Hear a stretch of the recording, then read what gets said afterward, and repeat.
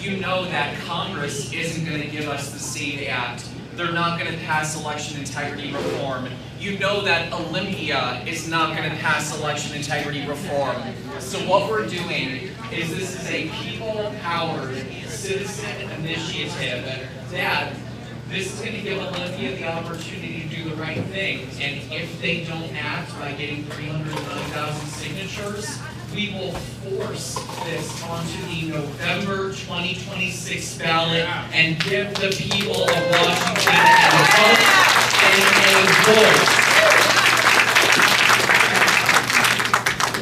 I know that many of you have already signed, but please, I am running myself ragged on this trip. I've been to Gig Harbor, Battleground, Aberdeen, Yakima, I'm going to Belleville and Kent, and I have traveled hundreds of miles here. So please honor my visit to your state by taking a blank proof of citizenship form, and I want each of you to please commit to at least getting 20 signatures. We honor you. And I also want to be very clear, and I mean this non-egotistically and very respectfully. I know that I am a pretty boy, but I also acknowledge that I am a man, and it is time that we keep men out of women's sports and women's locker rooms, and we protect women and our daughters. I expect you to also sign the petition to make sure that we are protecting our daughters here in Washington State. And furthermore, please sign the petition because we demand that we are not going to co-parent with the government, and it is you, Washington moms and dads, to decide how to parent your families. Those three issues. And guys, if we show that we can force this onto the ballot, we have a pathway forward for 26, for 28. Well, hopefully, we'll defeat King Ferguson in 2026. The Democrats say no kings. You are going to make Tuesday, November 3rd, 2026, no King's Day in Washington State.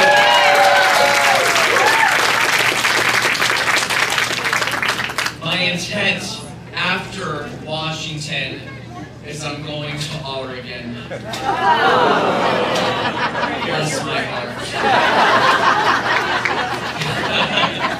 And in Oregon, we're collecting signatures to end automatic vote by mail in the state of Oregon. And then after Oregon, I'm going to California. This isn't getting much better. This is getting progressively worse. And in California, we're collecting signatures to get voter ID on the ballot in November 2026. And many of you, I know how disenchanted you may feel in Washington. The number one thing that you guys are saying when you come up and meet me and you say, Scott, you give me hope. And that to me means everything. That's why I'm here. I want you to know that you are seen. I want you to know that you are heard.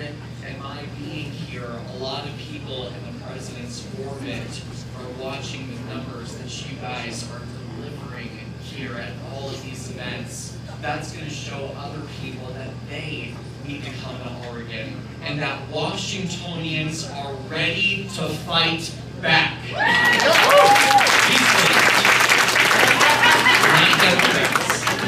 We do ballots, not bullets. And here's the grand design, because some of you might go, Scott, but how are we going to actually deliver this? How do you know that we can actually get proof of citizenship for voter ID, voter registration here? Well, think about this for a second. We already have a proof of concept. Earlier this year, we had a Wisconsin Supreme Court election. I tried. It didn't go that great. However, at the same moment that we elected a Democrat Wisconsin Supreme Court Justice, the people of Wisconsin on that same vote voted to enshrine voter ID into the Wisconsin state constitution.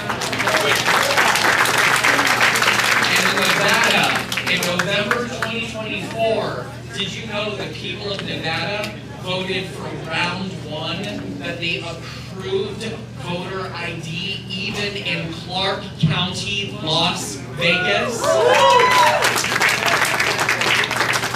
So going into November 2026, you can have proof of citizenship in Washington, and automatic voting by mail in Oregon, voter ID in California, voter ID in Nevada. I'm going to New Mexico. If I have to braid my hair, I will. Then I'm even going to Massachusetts to get voter ID on the ballot.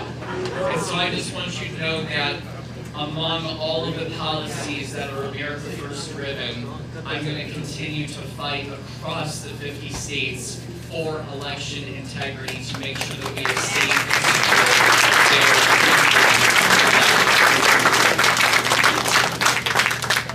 Yes, ma'am. Okay.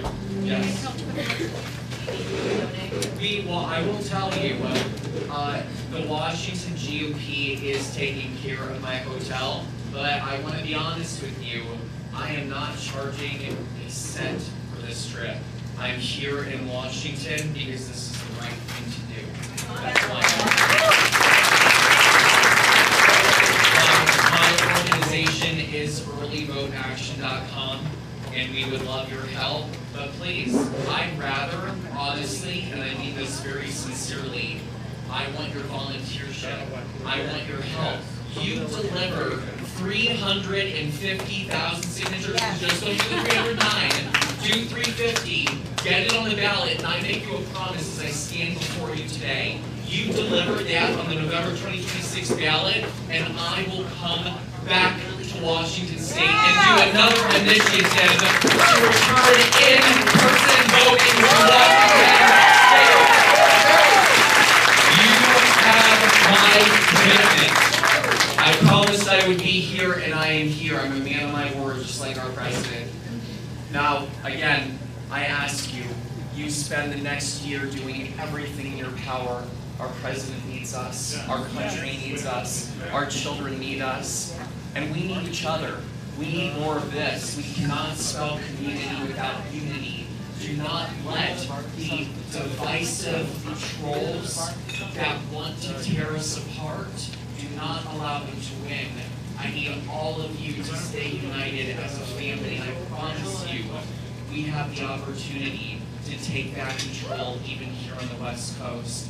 Thank you to your chairman and Representative Jim Walsh for bringing the ballot initiative forward. I still want to thank him. We got to put gratitude in our attitude, right? And I do want to thank Matt, your political director with Washington.